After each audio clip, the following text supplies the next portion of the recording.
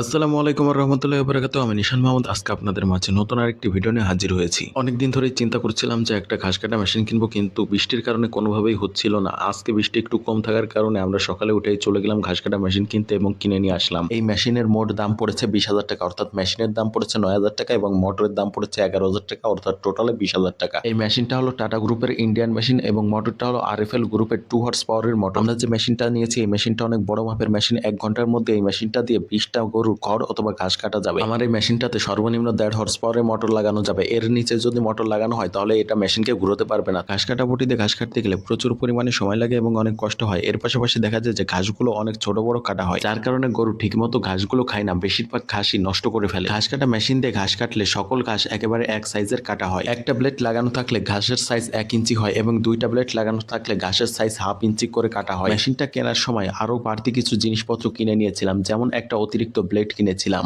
ব্লেডটা বাড়ি এনে মেশিনের সাথে লাগিয়ে ঘাস কাটে দেখি ঘাসগুলো বেশি ছোট ছোট হয়ে গেছে, তাই ব্লেডটা আবার মেশিন থেকে খুলে রেখেছি। তবে মেশিনটা কেনাতে বেশ ভালোই হয়েছে, এখন আর ঘাস কাটতে তেমন কষ্ট হচ্ছে না, শুধু উঠায় উঠায় মেশিনে ঘাস দিলেই ঘাস কাটা হয়ে যাচ্ছে। গরুর খামার করলে আপনার মেশিন লাগবে। মেশিন থাকলে আপনার অনেক সময় বেঁচে যাবে এবং ওই সময়টা আপনি অন্য কাজে ব্যবহার করতে পারবেন এবং ঘাসের অপচয় একেবারে বন্ধ হয়ে যাবে। মেশিন দিয়ে ঘাস কেটে গরুকে খাওয়ালে গরু গুড়া পর্যন্ত খেয়ে ফেলে ঘাসের। আপনারা আর এক কোয়ালিটির মেশিন দেখেছেন, বক্সওয়ালা মেশিন, অর্থাৎ ব্লেডটা বক্সের ভিতরে থাকে। অর্থাৎ এই দুইটা কোয়ালিটির মধ্যে কোন মেশিনটা ভালো? আমি বলবো যে বক্সওয়ালা মেশিন থেকে বক্স ছাড়া যে মেশিনটা সেটা অনেক ভালো, কারণ বক্সওয়ালা মেশিনের ভিতরে মাঝে মধ্যে খড় অথবা ঘাস এমন ভাবে পেঁচায় যাতে করে পুরো বক্সটা খুলে আবার নতুন করে ঠিক করতে হয়। মাঝে মধ্যে দেখা যায় অতিরিক্ত ঘাস দেওয়ার ফলে মেশিনটা বন্ধ হয়ে গেছে, তাহলেও আবার দেখা যাচ্ছে যে সেই বক্সটা খুলতে হয়, মানে বারবার বক্সটা খুলতে হয়। তাই আমি সাজেস্ট করব, যদি ঘাস কাটা মেশিন কেনেন তাহলে কভার ছাড়াটাই কেনেন, কারণ কভার ছাড়াটাই সবচেয়ে ভালো মেশিন। মেশিন যেহেতু কিনেই ফেললাম তাই চিন্তা করছি আরো 2টা গরু কিনবো,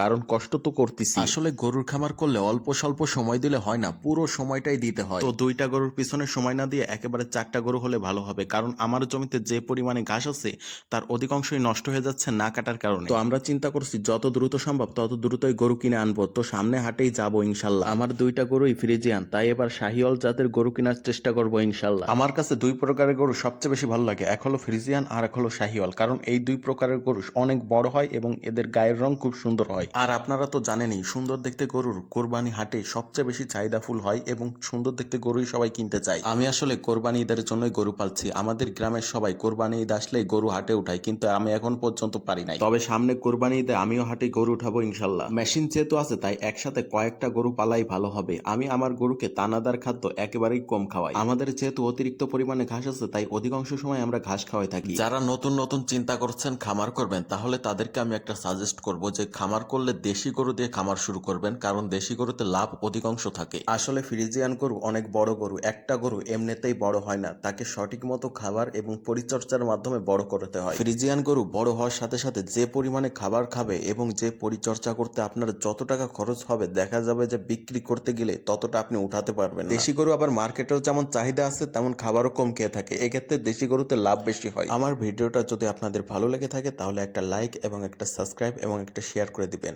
আসসালামু আলাইকুম ওয়া রাহমাতুল্লাহি ওয়া বারাকাতুহু।